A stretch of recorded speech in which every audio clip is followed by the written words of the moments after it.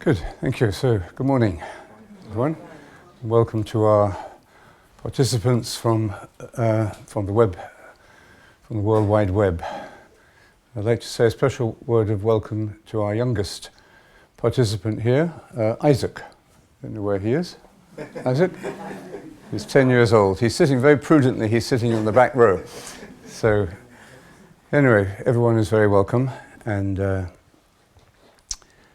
I'd like to begin with a moment, a little scene from the story that we heard yesterday in the Passion narrative that we are going to be reflecting on during this Holy Week, that we will retell again in a different form on Good Friday, and that we will enter into existentially during the liturgies of the Triduum. So this is just one little snapshot moment, but one that has entered into the imagination of mankind.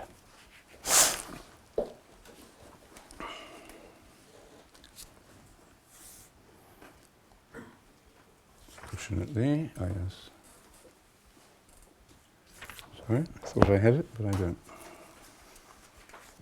Oh yes. So you remember that Jesus foretells and foresees the act of betrayal that will send him to his untimely death. Not only the individual traitor Judas, whose motives we are never told about, but the general desertion of him by those closest to him and those who promised to remain with him faithfully to the end. And I think, as I was saying yesterday, this story really does contain all the essential meaning of life, the dark and the light, the happy and the terrible moments of life. What isn't here is of secondary importance. So the experience of betrayal is very central to human existence, human character, to the development of our spirit. We may not be betrayed, in the way that Jesus was, in this dramatic way, being sold to the enemy, but there are many ways in which we can experience people letting us down, people failing our expectations, people disappointing us, or even if it isn't people, it's going to be events, circumstances, things that happen in life that we say, why did this happen? Why did it happen to me? Of course we say. So this experience of disappointment or the desertion of our hopes, either in people or in circumstances, is an essential part of how we progress. I remember John Main saying once that the purpose of a Christian education is to prepare us for this experience of betrayal so that we understand it and we deal with it. So, this is a little scene in the story. Jesus had earlier predicted to Peter that despite Peter's protestations of loyalty, fidelity, that Peter would very soon betray him or deny him. He doesn't betray him in that sense, but he denies him. And we should remember the circumstances. Peter follows him at a distance. Jesus is now in the hands of the authorities, and the authorities are ruthless and clearly not going to abide by their own procedures. They've made up their mind. So they're frightening. And yet Peter does follow. He follows at a safe distance, but then he's identified as one of the followers of Jesus by people in the courtyard of the high priest where this trial is taking place. And we can imagine usually the great paintings of this scene show Peter lit up by the fire around which people are huddling because it's a cold night.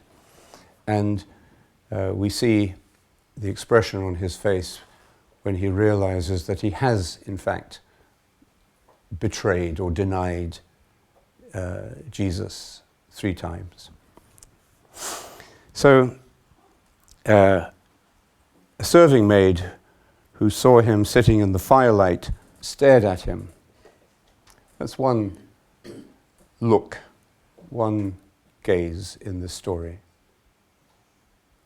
She stared at him and said, "This man was with him too." But he denied it. "Woman, I do not know him." A little later, someone else noticed him and said, "You are also one of them." But Peter said to him, "No, I am not." About an hour passed, and another spoke, more strongly still. "Of course this fellow was with him. He must have been. He is a Galilean." He spoke with a Galilean accent. I always remember once the reading of the Passion narrative, a woman with a very upper-class English accent had to read this, and she said, "He spoke with a Galilean accent." But Peter said, "Man, I do not know what you are talking about." So 3 times he denies. At that moment, while he was still speaking, a cock crew. And the Lord turned and looked straight at Peter. And Peter remembered the Lord's words, "Tonight, before the cock crows, you will disown me 3 times." And then in other versions of this incident, Peter leaves and weeps. And he's often shown with the channels formed by his tears running down his cheeks in paintings or statues. I think the statue in Rome, I think. So there are 2, so here's a moment of betrayal and of awareness. He knows what he has done. He knows it in 2 ways. He knows it because that little detail about the cock crowing has reminded him. It triggers the prophecy or the prediction that Jesus made. It calls it to mind. And he knows it also because Jesus looks straight at him. So there are two intense gazes in this story. And the first is the serving girl who stares at him and identifies him as one of the followers of Jesus, putting him in danger. This is an accusatory look. She's on the point of exposing him and maybe ruining him or so on. So it's a look of aggression. It's a look of that cold stare of that comes before blame and accusation. But then there's the gaze that Jesus gives him, and that leads to his weeping. So what kind of gaze is that? What does he see? What does Peter see in that look that Jesus gives?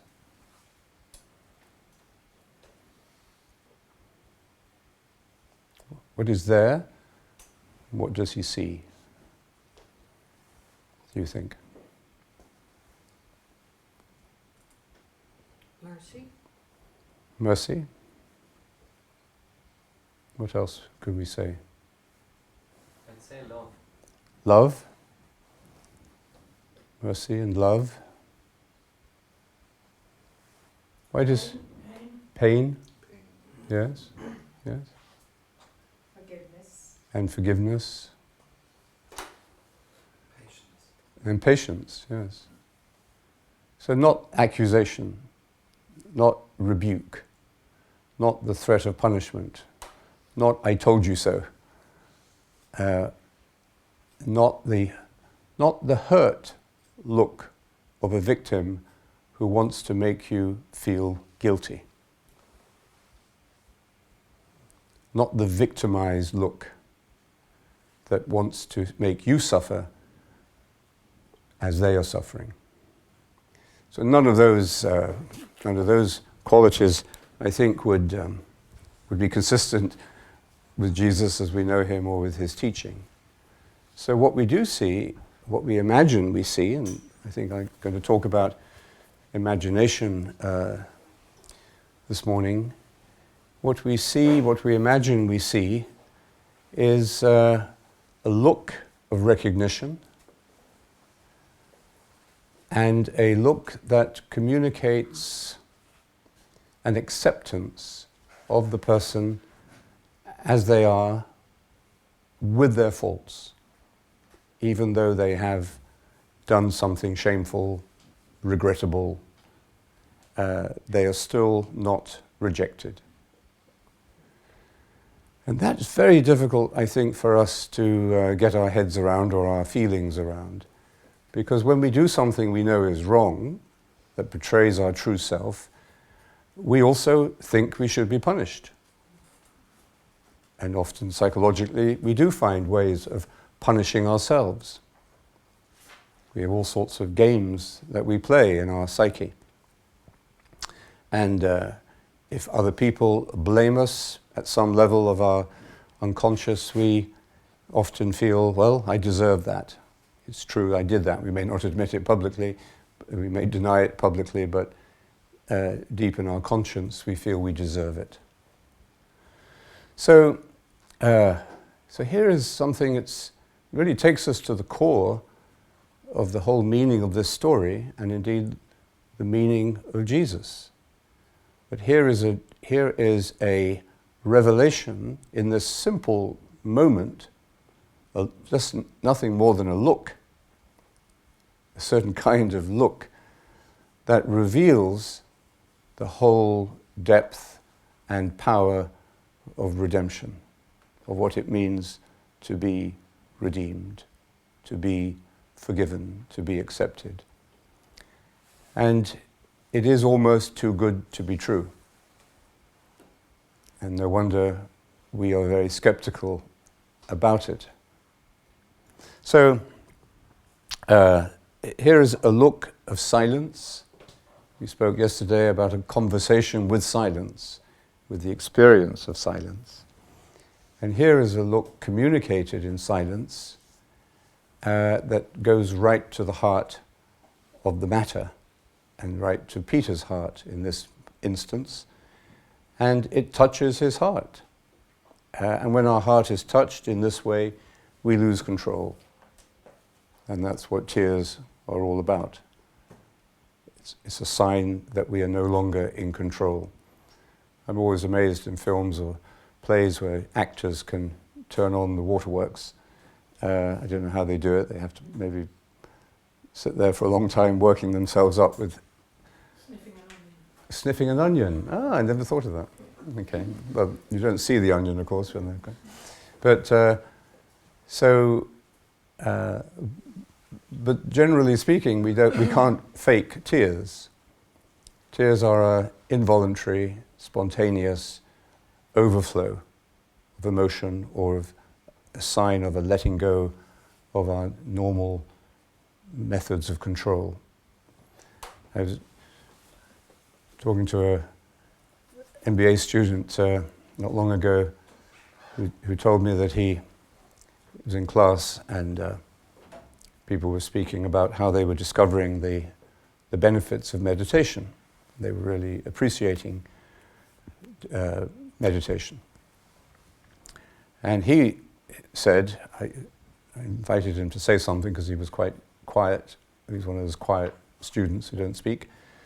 So I asked him, and he said, well, actually, I can't say I feel any of that, any of those benefits.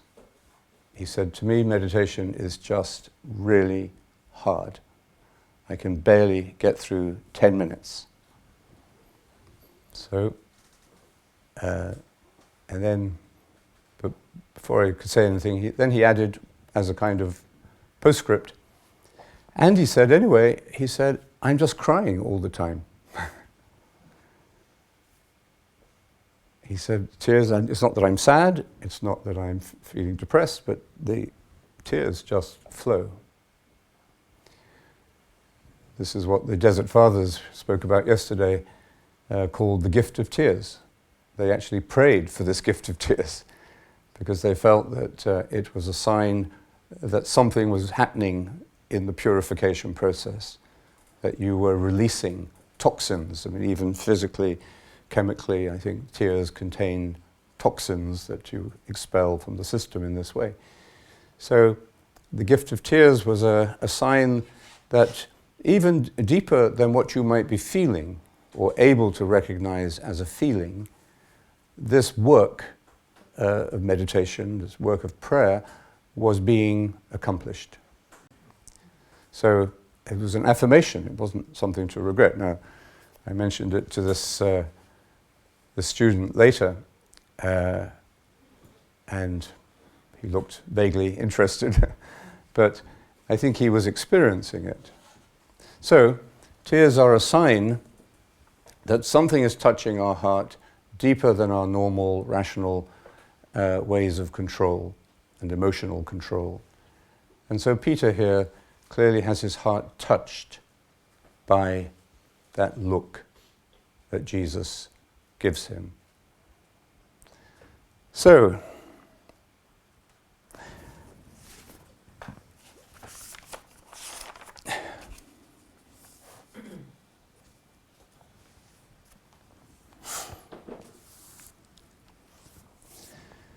small things like that can reveal a great deal. And as we read and reflect on this story this week, we should keep our eyes and hearts open to these kind of details.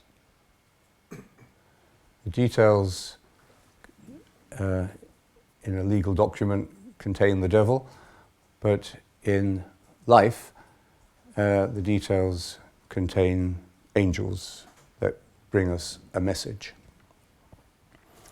There's a saying from a Taoist sage that you should govern an empire in the same way that you cook a little fish, with a fine touch and attention to detail. In other words, we can only retain a sense or come to a sense of the big picture if we are in touch with the details, with the little picture of our life. There's another saying I came across in that source, the Taoist wisdom, and it says that when a big boat is out on the sea, you can imagine it in Bantry Bay here, and it sees a little boat about to cross its path, the crew on the big boat come out and start shouting at the little boat and shouting insults at the people in the little boat. But if they then realize that the little boat is empty, then they stop shouting. So, and this is used, I think, to describe the virtue of emptiness. That when we have this quality of emptiness, and we have to think what that means, a lack of, or a letting go of control, a letting go of manipulation, a letting go of ulterior motives, our own personal agenda. That's maybe one way of looking at emptiness, or simply where the ego, you could say, has stepped back, and where the ego was, there is nothing that we can see, or there is no thing that blocks the pure motive or the pure gift of self. So emptiness is, it sounds like a negative state, of course, like poverty of spirit. And I think poverty of spirit is very similar to this, or Asian idea of emptiness, which we find in all the Asian wisdoms.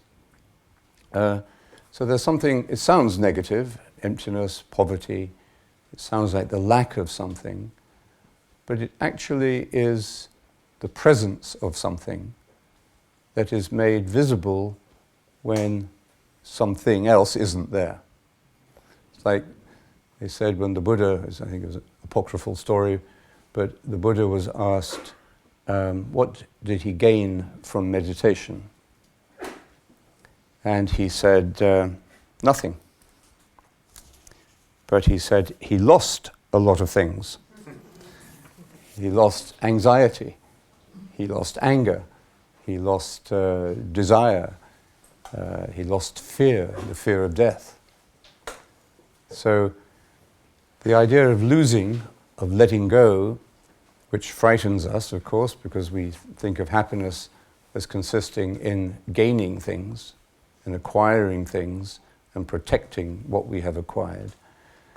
But that assumption is blown out of the water by meditation. It could take us many years of meditation before we get to understand that. And when people come to meditation, they usually, I think we all say, or have said, what am I going to get out of this? Or what should I be feeling? Or what should be happening? And it takes us some time before we realize that what is happening is happening. That is what should be happening, is what is happening. Whether you are weeping or whether you are sitting there bombarded by your distractions, or whether you are having beautiful, clear moments and peaceful passages. Whatever is happening, and you accept what is. So that is, I think, the emptiness that we see in Jesus in the story of this week. And this is why he says so little, actually, apart from the Gospel of John, the farewell discourses at the Last Supper, which are clearly a distillation of his wisdom, his teaching, many years after he had died, but as it was recalled in the higher imagination of St. John. But generally speaking, in the story, Jesus is very quiet. It's quite difficult to get him to answer any of the questions that he's being faced with. You know, are you the king of the Jews? Or why are you doing this? Or, you know, you could have avoided this, or you can avoid this if you play our game.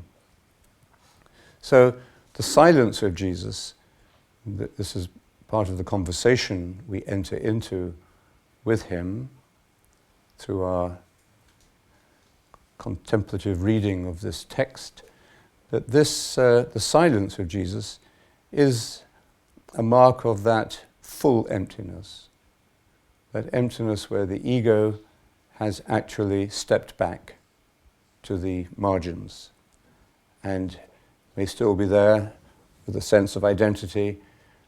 The body, of course, is, as long as we have a body, we will have an ego, a physical body. This is a sign of our being separate and different and distinct and detached from others. The body is both a means of communication and a reminder that we cannot enter into full communion as we wish. So the ego is still there, but the ego is no longer in the picture. It's on the margins. Okay. So it's an empty boat. And we learn to cultivate in the wisdom texts, if we listen to them and allow them to speak to us, we learn to cultivate this quality of emptiness, this poverty of spirit, in order to survive. Actually, this emptiness is necessary, because otherwise the ego will destroy you. and destroy itself, and destroy probably others in the process.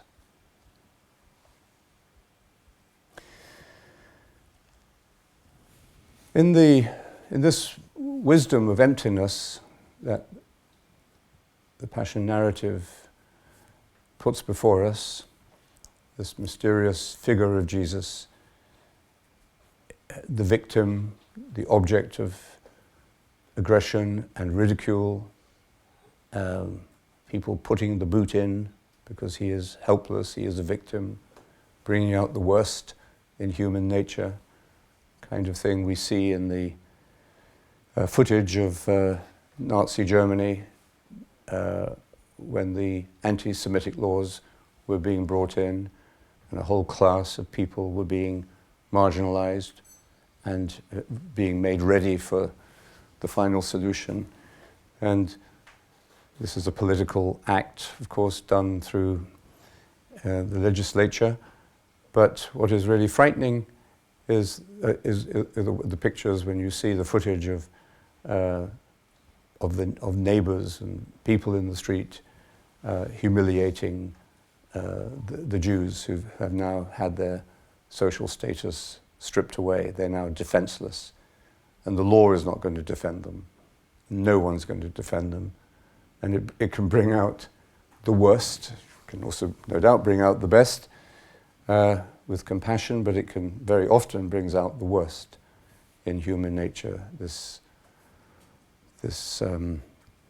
capacity to vent all our anger, all our frustration, all our self-hatred on objects that are defenseless and helpless in front of us. So, what can we say about this story? It's about a stage, a phase of his life.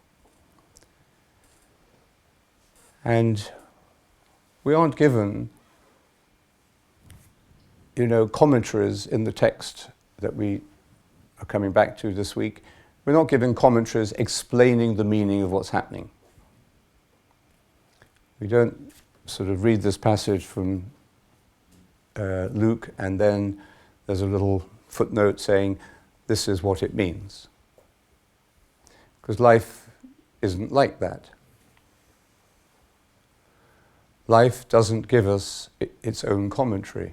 Life is what it is, just like our meditation is like what it is. The commentary is secondary. The interpretation is secondary. And yet, learning the meaning and living the reality is the same thing.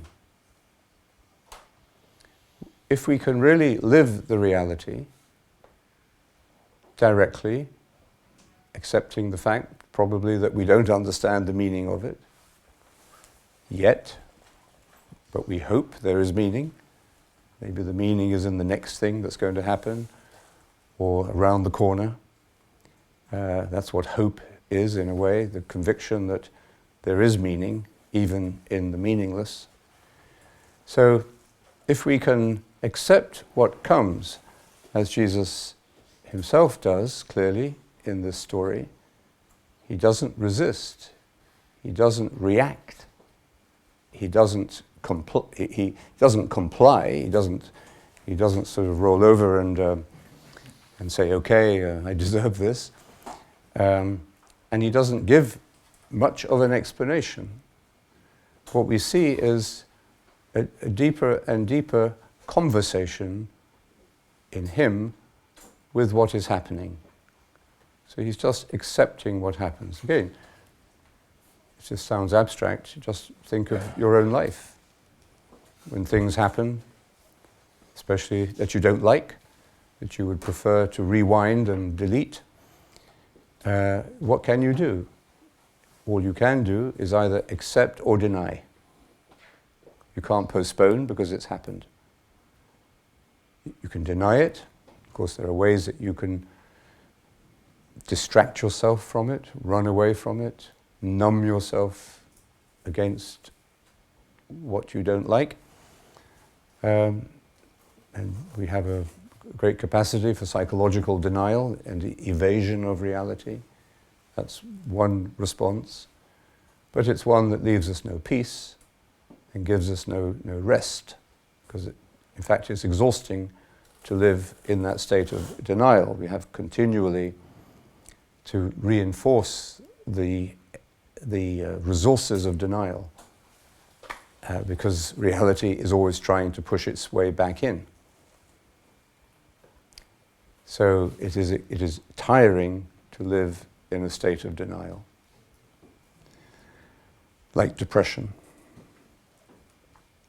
So that's one approach. The other approach is to be in conversation with it, which means you remember living with. Turn towards what is happening, accepting it even though you don't understand it yet. So learning and living are the same thing when we live in this state of emptiness and of acceptance. There's a lot in our culture which contradicts that today. Our training, our education, and our way of living doesn't really make it easy for us to understand that contemplative approach to reality, or that spiritual way of living. I was reading the other day something that took me back to perhaps one of the greatest English theologians, John Henry Newman, who wrote a great book called The Idea of a University. And the thing that struck me was his comment, and this was a highly educated, sophisticated intellectual professor at Oxford. And he said if he had to choose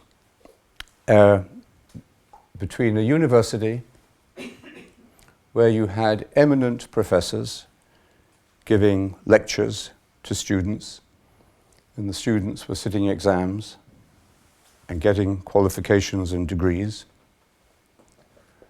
or a choice between that and a university where there are no professors, no exams, and no degrees, but where the students lived together for 2 or 3 years, teaching each other. And he uses the word conversation. This is what he says: the conversation of all in a series of lectures to each. So they are teaching each other, not formally in lectures, but they are teaching each other. And they gain for themselves in this way new ideas, new views, fresh matter of thought, and distinct principles for judging and acting day by day. Then of those two options for a place of learning, higher learning, he would choose the latter, where they lived together, teaching each other in conversation with each other. And I think that idea of education seems quite quaint to us. You think of the multi-billion-dollar business that universities are today, the way that education has replaced the church, as it was in the Middle Ages, as the institution that mothers us almost from birth. When you go into, childcare or nursery, infant school, up to whenever you finish your PhD or... So, if we think of how the modern concept of education has replaced this idea of a conversation in which we live together and share with each other, regardless of the outcome of your exams or your qualifications or the grades on your papers. We see how far we have drifted from that idea of education. And it's part of the modern attempt to put a utilitarian value or price tag on everything, where there is no emptiness, that everything has to have a price tag. And that, of course, in the end reduces the value of everything. When everything becomes commodified and education gets more and more expensive, then actually the value of education begins to diminish. People begin to say, and students who are more independent-minded begin to say, well, is it worth it? Is it worth putting myself into this, long-term debt? What am I getting out of it apart from qualifications? So, what I think we can see here is another expression of the emptiness that we're talking about. The ability to do something for its own sake, not because it's going to be good for our career, our CV, or our self-image.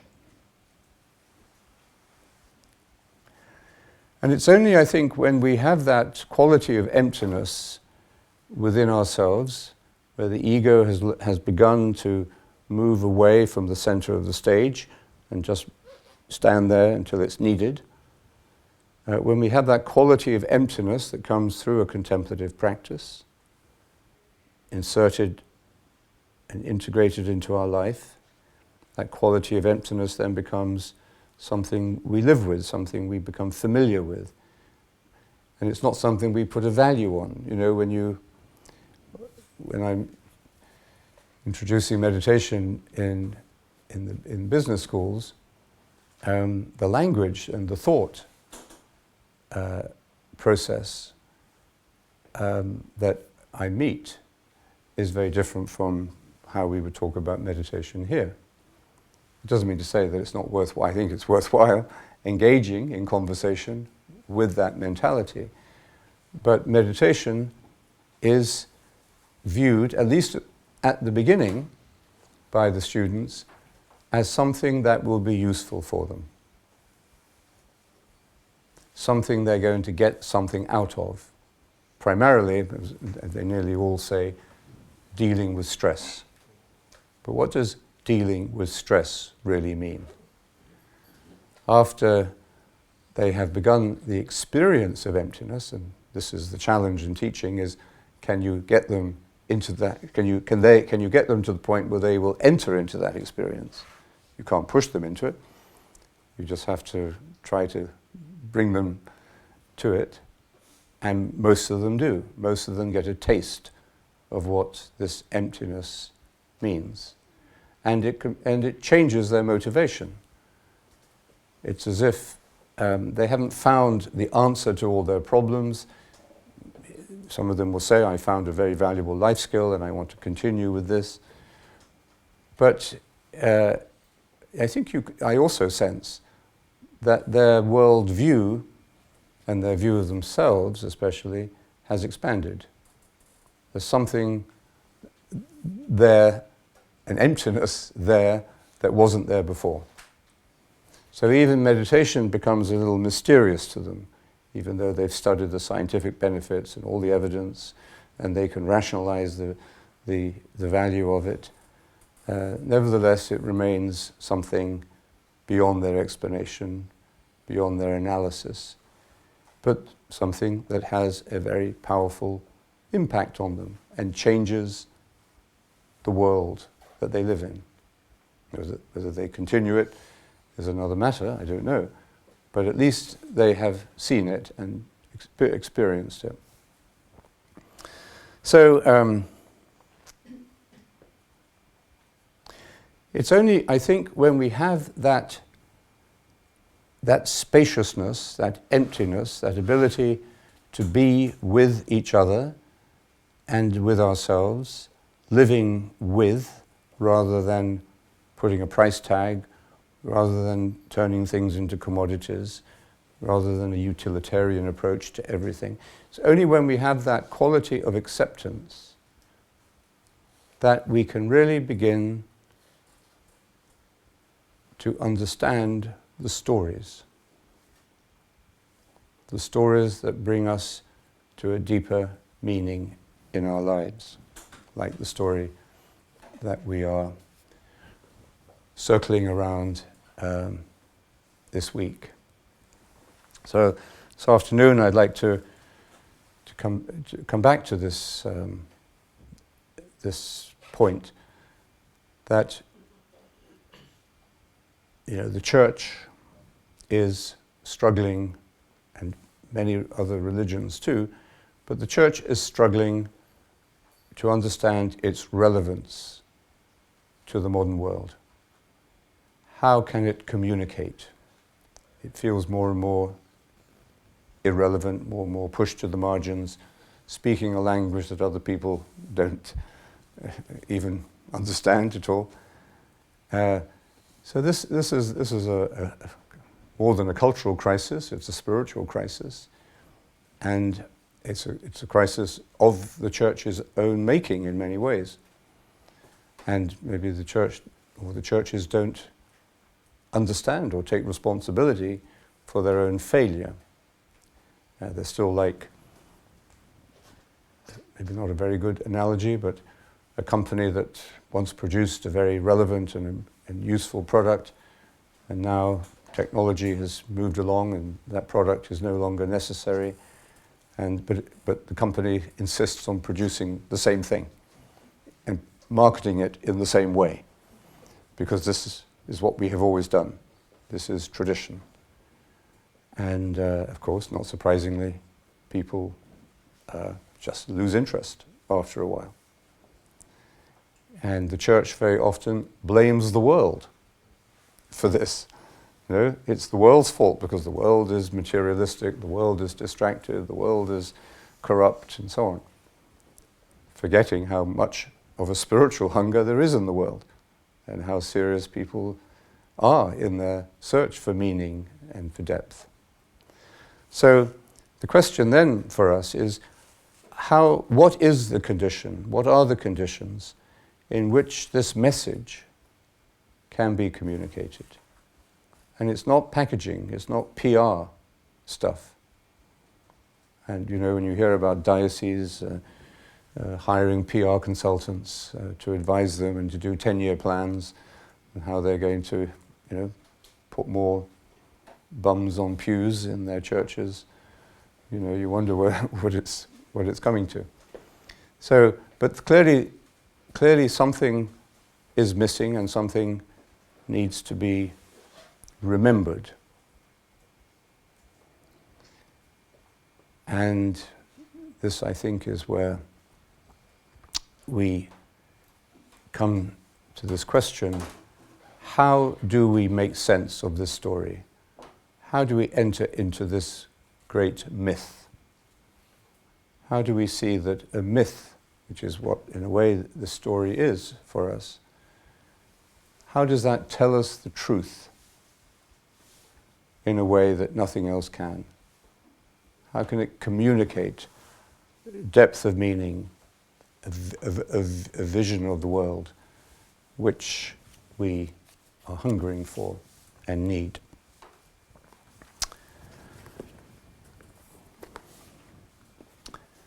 Good. So we can take our time for meditation now, but if you'd just like to take a couple of minutes just to have a stretch or visit the bathroom, you can do that, but just 2 or 3 minutes, because we'll want to meditate with our friends in the webcast as well.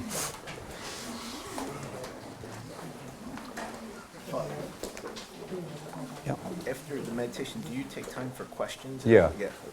So now, after meditation, we'll take some time for discussion.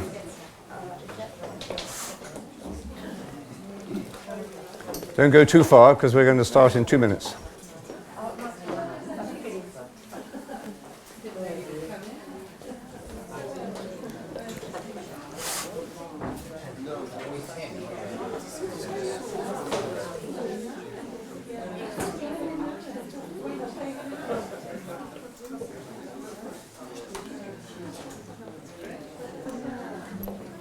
supposed to at yoga ask who wanted to eat at the hotel to put their names down? I forgot. You were going to say what? I was going to ask everyone at yoga if they wanted to have lunch at the hotel to let people Oh, know. okay. And I forgot. Okay, we can mention it. So, well, you because can. Henrietta said she's leaving early, so to tell you, So we have to. in case you want to make the People who want to announcement, have lunch should. put their names down to Michael. To Michael here. Okay, can I just briefly? She forgot to mention that if anybody is intending to have lunch at the hotel, can you give your name to Michael as soon as possible? He's outside. Okay.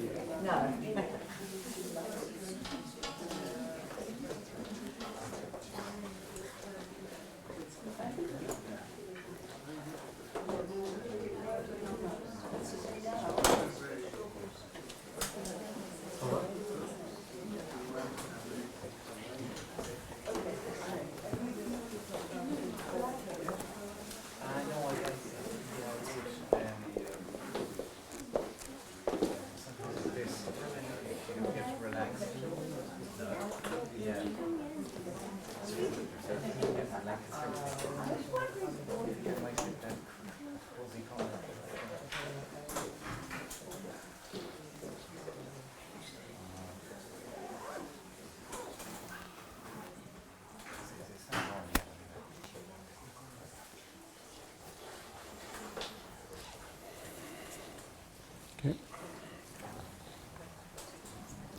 We'll stop playing and then we'll keep them quiet.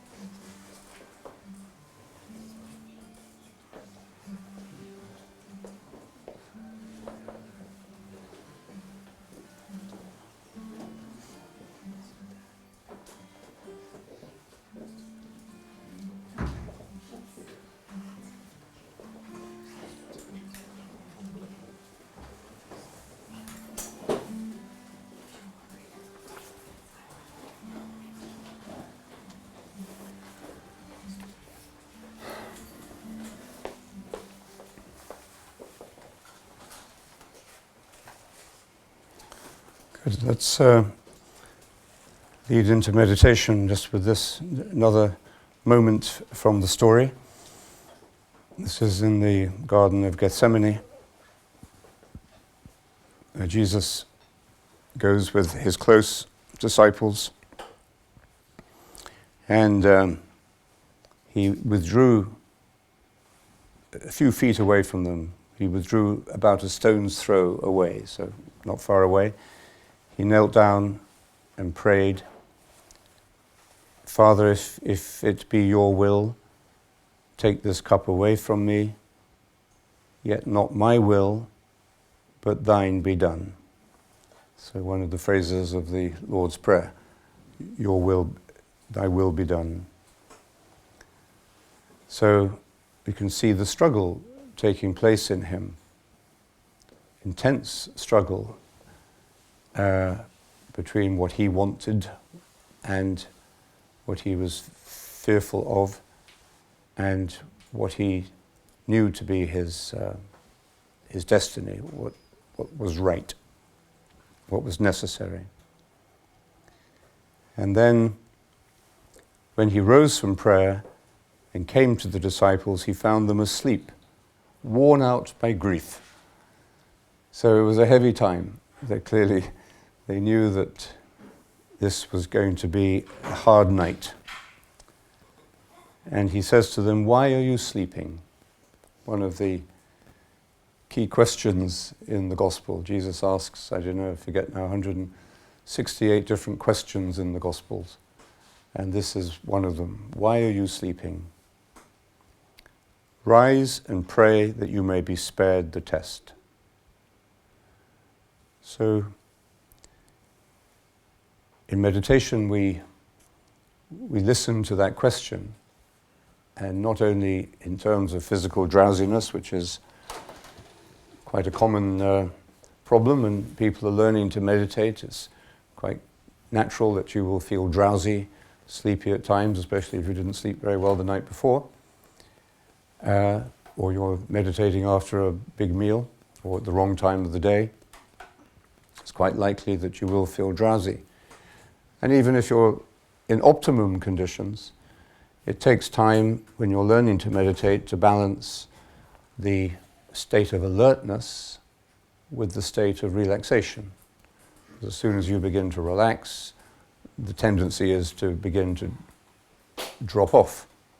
So it's staying awake, but staying relaxed. And that's where your posture, of course, is important, but also the practice. It's really our returning to the mantra that keeps us awake.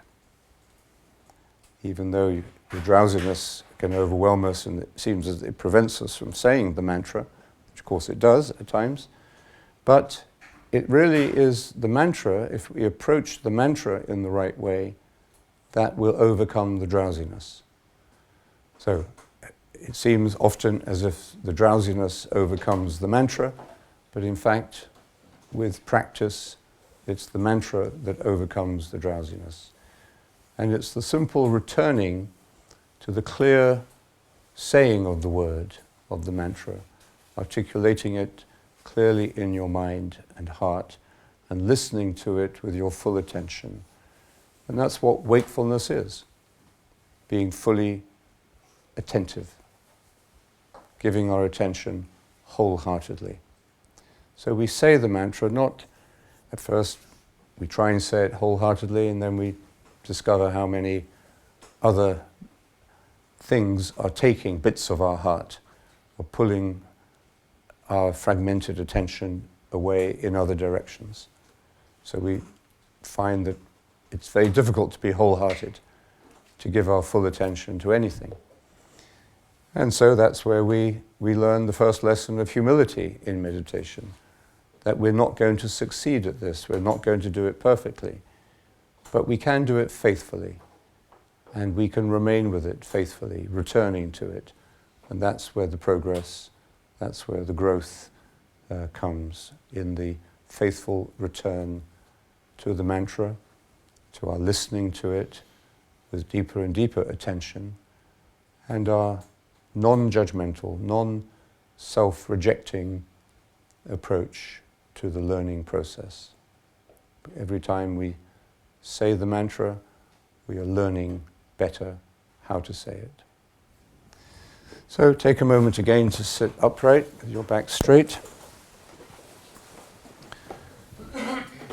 Close your eyes lightly. Put your hands on your lap or on your knees. Relax your shoulders, muscles of your face.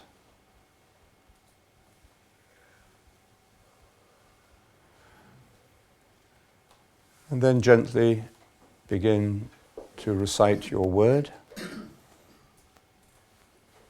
We'll listen to a few chords on the from Andrew, just to lead us away from words into the mantra, into the silence. And the word again I recommend is the word Maranatha. Ma-ra-na-tha.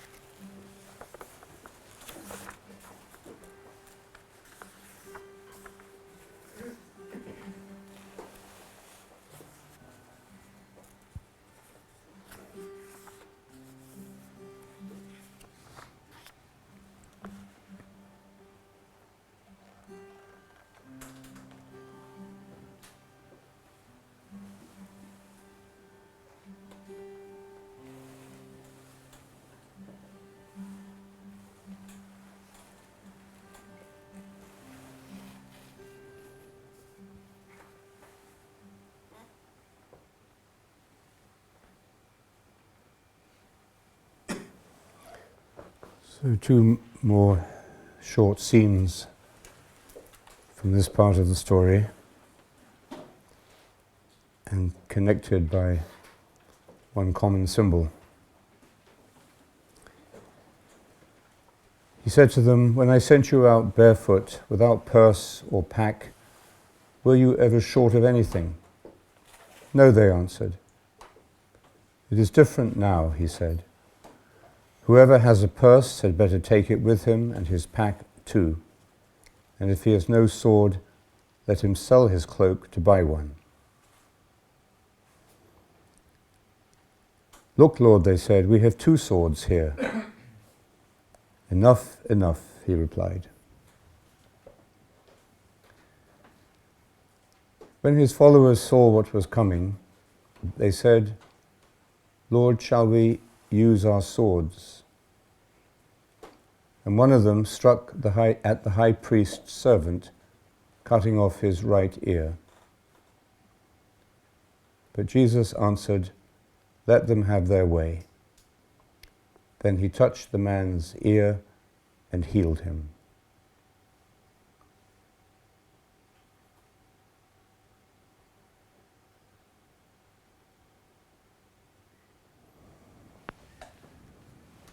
So why does he seem to tell them to buy a sword? And then they say, "Well, we have 2." And he says, that's enough. And then when they want to use their swords, he tells them not to, and heals the high priest's servant's ear, who has been wounded by the sword.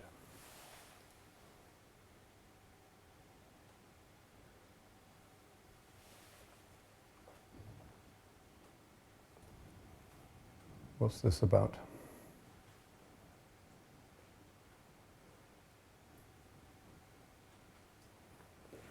Let's think about it. Maybe this afternoon we can talk about it. What does the symbol of the sword here mean? The symbol preparing them for their mission in the next phase of the story. What does the sword symbolize there? And then his preventing the literal use of the sword as a weapon of violence, and healing the wounds of violence, and not using violence against violence. Okay. Good. Would anyone like to share any thoughts or any comments or raise any questions at all? Yeah, I had a thought. When you mentioned earlier, when you read earlier, after Peter had denied Jesus for the 3rd time, Jesus looked at him, and then you asked, what was the look of?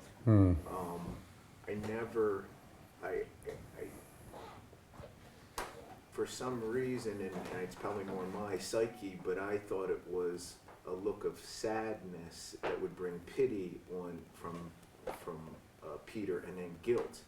But you weren't suggesting that at all. You were suggesting a look of acceptance or something else, And I was just wondering, how did you come to that? That Jesus was looking at Peter lovingly. Yeah. Well, I think it's difficult to put, a look is a look, isn't it? It's difficult to put words into it. 80% of our communication is non-verbal, the way we sit, our body language, and so on. And so, but I think it's partly a question of consistency, that what we know of Jesus, it would not be consistent that he was flashing a look of anger at him, or blame, or not not wanting Peter to suffer from guilt or the self-rejection that comes with guilt. So if it isn't that, if it was, it would be out of character. So if it isn't that, which is what we might do, you know, I'm sure some criminal is being taken down from his box and he flashes a look at, you know, somebody who gave testimony against him. You know, there's a look of accusation, resentment, and so on. So if it isn't that, what is it? And what kind of tears is Peter shedding? It seemed to me that it is the kind of look that Jesus gives on other occasions, as for example to the rich young man who comes to Jesus and wants to know the secret of eternal life, and the rich young man's persona is dismantled or pierced by the way Jesus responds. And then he speaks from the heart. He says something that one senses is authentic. And then Jesus looks at him and loves him. And then he says, "Sell everything and follow me." So it's this kind of look, I think, which is, in that passage, it is a look of love. So what is it? It's a look of knowledge, of knowing, isn't it? Understanding. It's knowing that you are known, understanding that you are understood. And that's what I mean by acceptance. And it's without apparent judgment, or certainly without any desire to inflict punishment. You know, a victim often wants the person who has hurt them to suffer as they have suffered, and that's what we call justice. That's why we, you know. So, but that doesn't seem to be in the mind of Jesus, or in that look. It's as if in that look there is truth. It's a look of truth. There's no denying that what Peter did. But and that he will suffer for that. But he will suffer not because Jesus is making him suffer, but he will suffer because he understands what he did and he regrets it.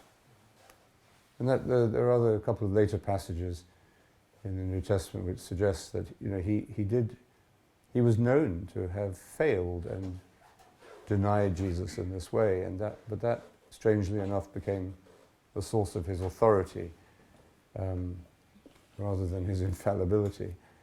So I don't know. I think that the look of Jesus is the look of truth, honesty, but also without the blame that you are expecting. And it's what isn't there in the look, rather this idea of emptiness. What the Buddha said, you know, it's not what I gain, it's what I lose. So what Jesus has lost, and this is his emptiness, what he has lost is this, or transcended, is this human reaction to take revenge or to perpetuate the cycle of violence. The whole of this scene, the whole of this passage, of course, is concerned with violence.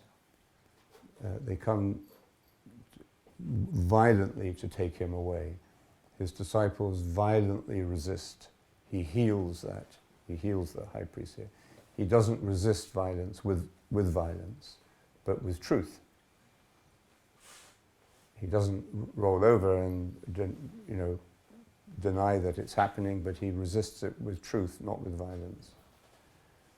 And so at the heart of this is that I think the whole of this story is about, and it's leading up to this, to further violence, the violence of the soldiers, the sadism of the soldiers in mocking him and enjoying inflicting gratuitous pain on him because he's helpless, defenseless. He's a nobody, so they can do what they like. No one's going to prevent them. And then, you know, the ultimate violence of death, of killing him. So the whole of this is about the cycle of violence that humanity has got trapped in. And, you know, when we talk about the fall, and on Saturday night, the vigil, we run through, fast forward through the story of redemption. And we start with the fall. Well, we start with creation, and then we get to the fall of Adam. But what do we fall into? We fall into violence, in fact. And the real first sin, I think, is not the disobedience of Adam and Eve. That's much more nuanced. But the real sin is the violence that Cain commits against his brother. The first murder, the first act of violence in human history. And that triggered a whole cycle of violence that we're still trapped in. And I mean, one of the important meanings of the story itself is that Jesus enters into this, or is caught up in this cycle of violence as victims of injustice and false imprisonment and torture are every day. So it isn't so much that he's the only one who's been a victim, an innocent victim of unjust state violence. That's happening all the time.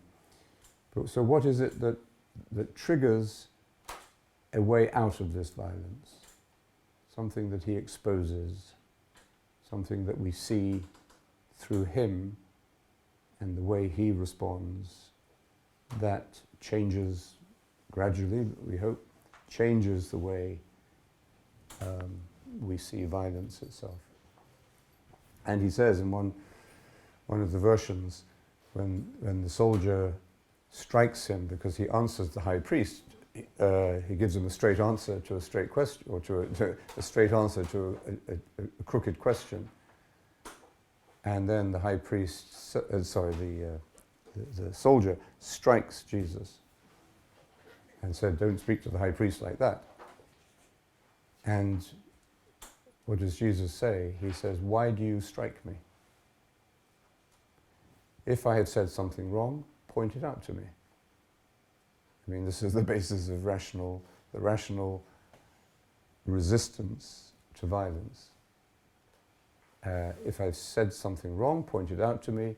If not, why do you strike me? I mean, the soldier is totally defeated, isn't he? I mean, he's still holding his weapon, but his whole foundation for acting in this way has been taken away. A question from Deirdre and Martin from Mallorca. Is the sword a symbol for cutting wisdom, a way of discriminating between what is real? Thank you, Deirdre, from another island in the sun, Mallorca. Is the sword a symbol of discrimination, separating the real from the unreal? That's how the letter to the Hebrews describes the Word of God, as like a double-edged sword that really gets deep into the truth by slicing the membranes of illusion from the truth. So yes, I think that's he does say, doesn't he, I have not come to bring peace but a sword. Not, I mean, the truth that he is exposing and living, he even says he is the truth, the way, the truth, and the life. So the truth is painful. The truth is sharp. The truth can wound. So I think that is certainly one of the layers of this of symbols there. Yes, thank you. And it's, there's, sometimes you have to hurt you have, if you tell the truth, you're sometimes going to hurt somebody and create conflict. And it's often easier to blur the truth, to make things ambiguous, to deny that there's anything wrong, to postpone the moment of clarity or discussion or conversation, and then you end up actually creating more potential for violence and misunderstanding. But if you do tell the truth, you have the courage to use the sword of truth, it's going to cause, may cause conflict. It brings it out into the open. It can be painful because when our illusions are stripped away, we're exposed, we usually feel pain because we take comfort in our illusions. We've attached to them and defend ourselves with them. So it's a powerful image, but it shows that it shows a difference between the pain that is inflicted with the intention to hurt and the pain that is a consequence of telling the truth, but is not intended to cause pain. If you say something, we're all in this situation, aren't we? Sometimes where you can say something, you have to choose the moment, you choose the tone of voice, you choose the actual language that you're using, and you can do it with the, you usually try to look innocent and naive, but you're very pleased to know this is going to hurt the person. Or you choose the moment, you choose the words, you tell the truth, but you have no intention of hurting them. If there is hurt, that's something you can't prevent, but it's not your intention to wound the other person. That's what I see with Peter, the look of Jesus. For me, Peter then had to really look at himself and who he was and the pain of that, and yet Jesus still loved him. So you sit with all that ugliness about yourself, and you're still loved by this man.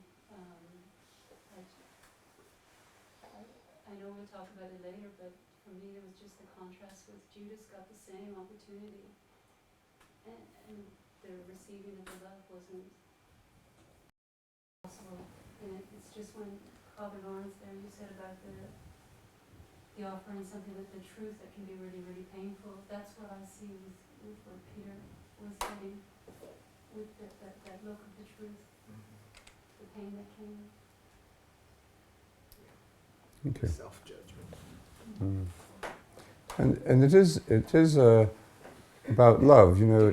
John Maine once said, when you look at the cross, the crucifix, what do you see? And what do you say? Do you say, I am saved by the suffering of Christ? Okay, that's the kind of language we often Christians use. We are saved by the blood of Christ.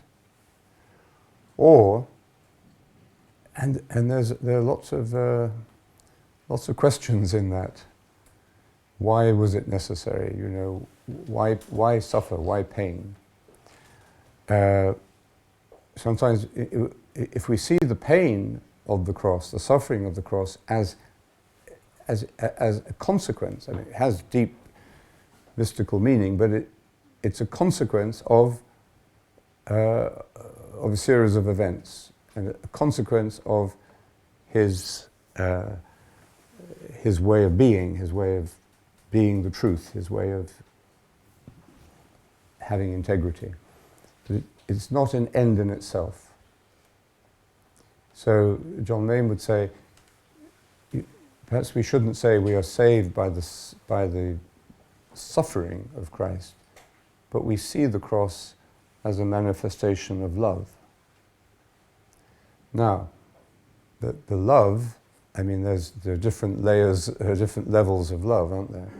You fall in love with someone who looks perfect to you, and you see nothing wrong in them. You only see what is attractive, what pleases you. Then, at some point in the process, you realize that this person is not perfect, and that you have entered into an adult, real relationship. And so you have to then decide, are you going to love this person with their faults and with your faults, which are also being exposed in the process? So love deepens, grows, becomes more divine, until it becomes love itself. And Jesus says, the Father is kind to the ungrateful and the wicked. His sun shines on good and bad alike. There's no judgment in that kind of love. There is a love that is just totally accepting. Doesn't deny the faults, but it absorbs them.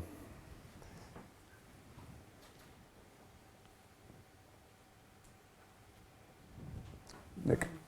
My question then is, what do you see as the value of anger?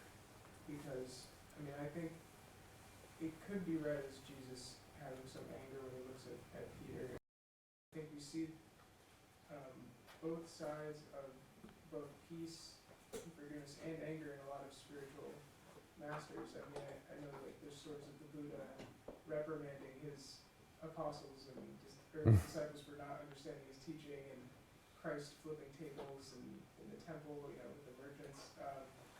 So I'm just curious as to your thoughts on what you see as the value of anger of that kind. Yeah. Oh, thank you. Yeah, I mean, Jesus wasn't a wimp, was he? And he also, like the Buddha, he also became really impatient on occasions with his disciples. He said, "You're so thick, you're so dumb. Can't you see?" And we saw yesterday at the Last Supper. That even then, they're arguing again about their status within their community, jealousy. So he gets really angry. He does get angry and expresses the anger. The scene of the turning over the tables in the temple, which in one of the Gospels seems to be the actual trigger for the whole decision of the authorities to arrest him finally, is interesting to read it carefully, because it says he comes to the temple, he sees the corruption going on in the temple, then he goes away. He actually goes, I think, to the Mount of Olives and spends the night there in prayer, as he often did. Then he comes back the next morning and throws the tables around. So it's not hot-headed. It is anger. It is anger. It's a sign. There's a great scene in Jesus of Montreal, which is a modern rendering of the story, in which they're modern characters, actually a troupe of actors. Jesus is the leader of this troupe.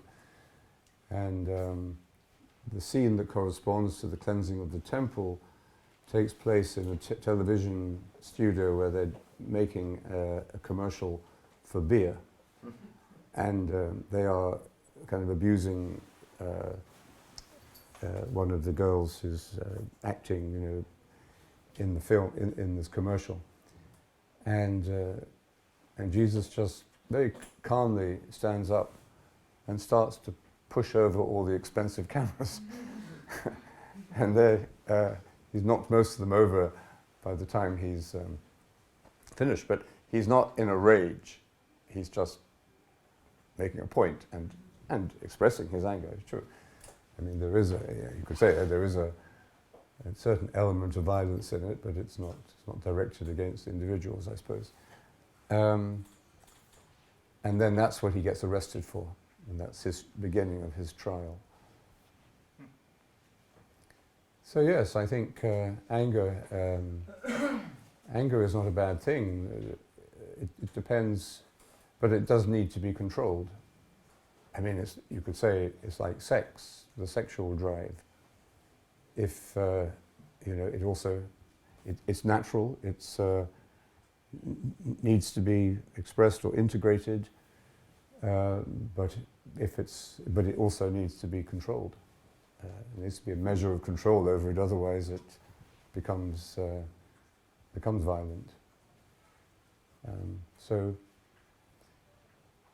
the Desert Fathers spend a lot of time in their teaching on the nature of anger, and they describe how anger, we often blame our anger on other people. You make me so angry. But some of the stories in the Desert Fathers remind us that the anger is already within us. So we have to own it and control it at source, rather than just blaming the people who happen to trigger it and who unfortunately get in our way. So I think their point is that we need to control it and express it in a way that does not intend to do harm or violence or hurt. But just as if you have something that you feel is wrong in your life, and you need to speak to somebody about it, it's sometimes easier to express the anger when you are in the heat of the moment. And that is usually painful, hurtful, and often leads to an argument, or worse. What's more difficult is to wait until you've cooled down, and then have the courage to raise this issue again, and say, I just want to talk to you about something that happened last week, and it blah blah blah.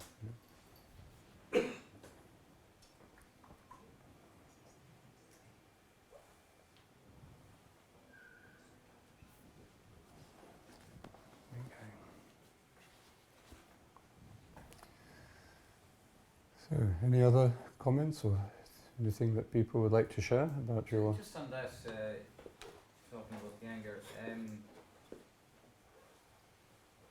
okay, you get angry, and just say you share it with somebody, you're not going projecting it back at the source, if you like. Would you be suggesting there that, that there might be a need to talk about that anger with the source at some stage as well? You mean the source in yourself? Or The person? The exterior source, if you like. Oh, yeah, no, definitely. Sometimes, No, definitely, yeah. No, I think and I think it's one of the things that meditation actually makes you more able to do, is to express your anger, hopefully in a way, and you're not frightened. I think we're frightened of anger, because it does have this dangerous tendency to get out of control and to create emotional or even physical violence. So we're frightened of anger, and I think it's often why bad situations are allowed to develop, or bad people are allowed to get into power, because we don't we don't express our anger courageously enough at the right time. So, no, I think, and I think meditation does give you the courage to stand up for the truth as you see it.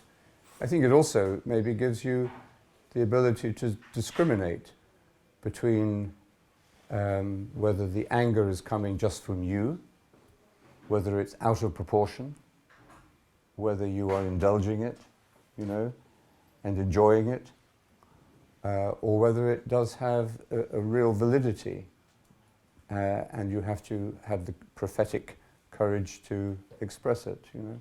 If you look at the prophets, you know, in the Bible, I mean, that's what they do, isn't it? They get angry when they see hypocrisy, corruption, injustice, exploitation of the poor. I mean, it really makes them mad. And they speak out. They have the courage to speak out, or they, the way that it's sometimes described is the word of God comes to them and is burning inside of them, and they can't deny it, you know. They don't want to come out with it because it's going to get them into trouble, and often the prophets are beaten or killed or, you know, expelled for telling the truth. They're the whistleblowers, or they're the people who say the emperor has no clothes. So you're stepping out of the safety of the crowd and the denial of the crowd. So it does make you vulnerable to do that. And people, you know, as you, I think everybody's had this experience at meetings, you know. You can have, you can talk with people before the meeting about a particular issue, and then you raise it, or somebody raises it at the meeting, but then all the people who, and you feel this sort of this little frisson, this sort of little tremor of the group, because they are conscious that something is being raised that could lead to division or conflict. I mean, when I was a novice, and I was at a community meeting, and I quite probably over brashly or over enthusiastically, indiscreetly, I said what I knew everybody was thinking, which was the question of who was the abbot, and who should be abbot. And I was only saying the obvious, but it created like a 10-minute silence. And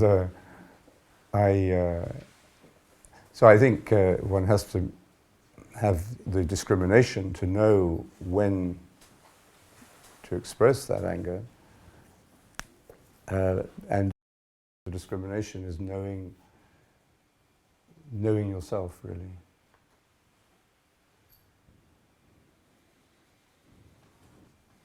So from Suzette, from Curaçao. Is anger something that we acquire as we grow up, as part of the learning process? Is anger something that we acquire as we grow up as part of the learning process?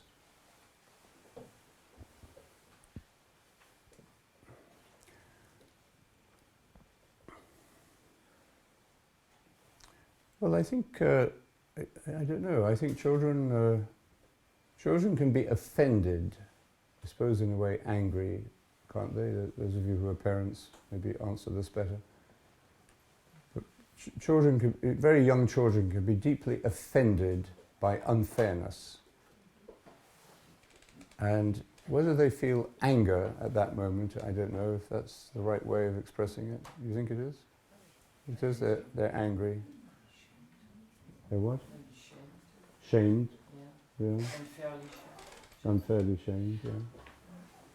So I think justice is an inborn instinct or sense we have.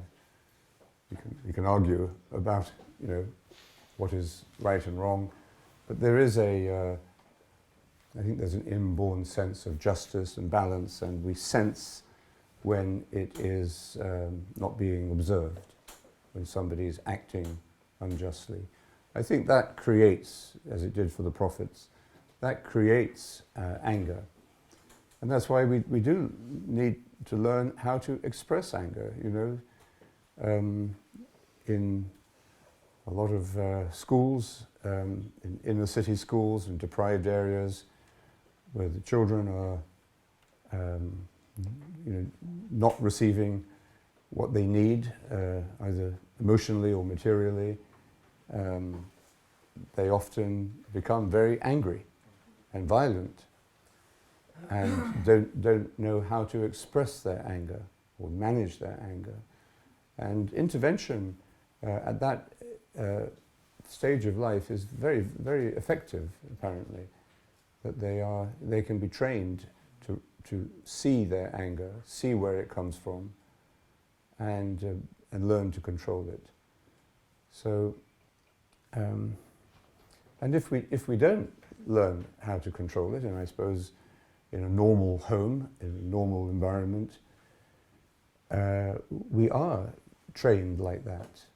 We're told, you know, as young children, that is not appropriate behavior.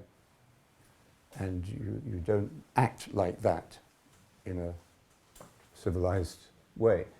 But if you're not receiving that kind of training, that kind of formation from your parents or your family, or then we're not learning how to manage our anger, and that just gets worse and worse. And I remember meeting a prisoner who had killed his wife and his wife's lover, and he caught them together. He was a young guy, he was only in his early 30s, serving a life sentence. And he had joined the meditation group in the prison. And he said to me, he said meditation had taught him, in a relatively short period of time, something about himself that he never knew before. And he said, I have discovered I'm a really angry person. And he said, when I look back on my life, he said, I've always been angry. And he went back to, the first thing he mentioned was the way his father had treated him and physically abused him violently.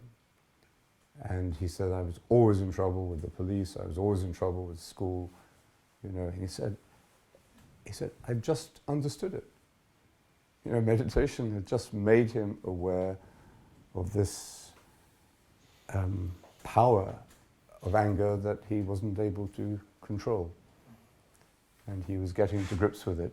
Laurence, I just wanted to take you back to that example you gave us as a young monk, naming the elephant in the room, I guess. Yes. I wasn't sure whether you were in fact saying that was a good thing or not, because I would have thought that you mentioning it would facilitate discussion which needed to be done.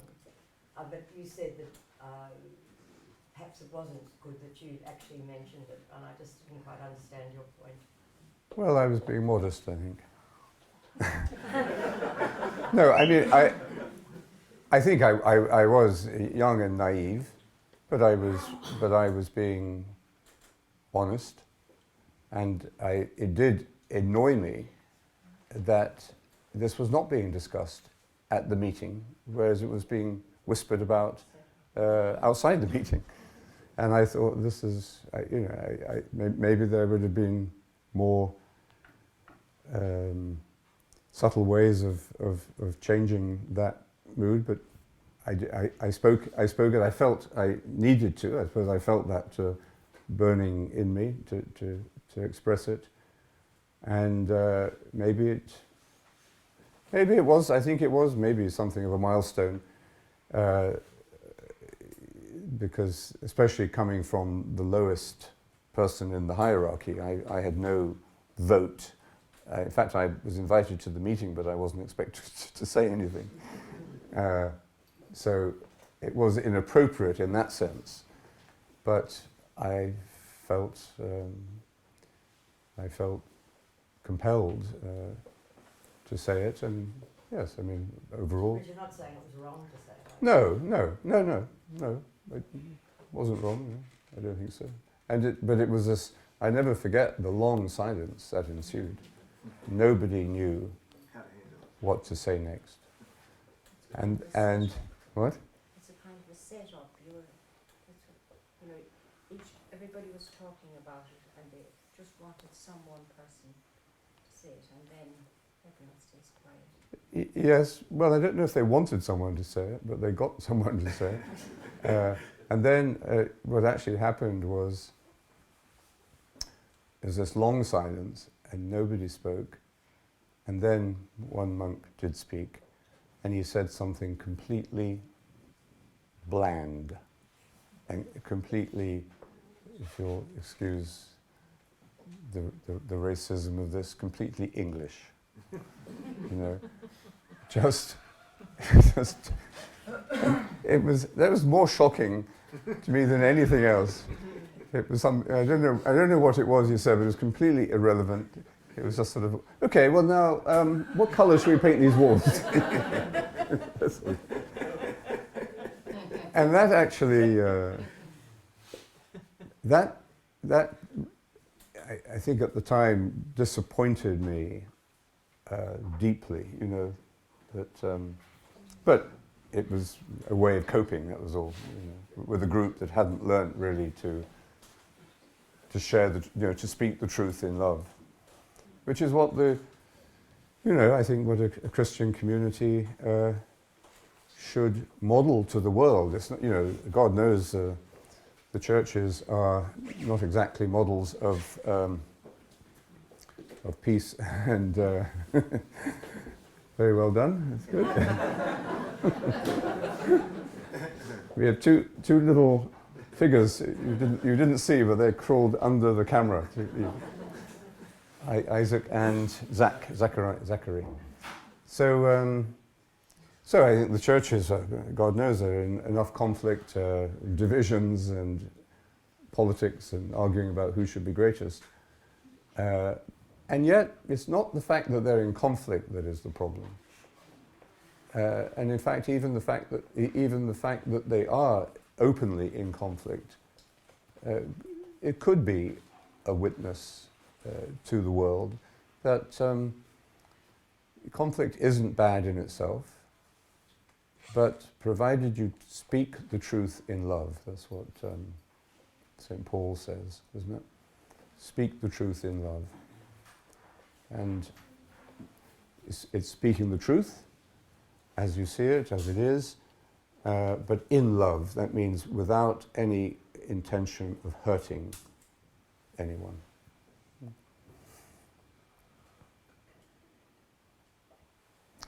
Good.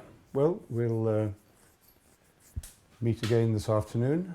Hope you have an opportunity to go for a walk and discover some of the details. We were talking earlier about details, some of the little details of the island. And you might like, while you're in this week, if you've been here or if you haven't been here before, try to find St. Michael's Well. It's a little sacred well on the other side of the mountain, which has a legend associated with it. Probably the legend is later than the sacredness of the well, about a sailor, I forget what nationality, a sailor who was suffering from a condition and was told to come here and bathe his eyes in the waters of this well, and he did and was healed. But it always reminds me of a beautiful line from Seamus Heaney, great Irish poet, who said, what did he say? I forget what he said. Believe in Bere, tell me. Healing well. I'll tell you this afternoon what he said.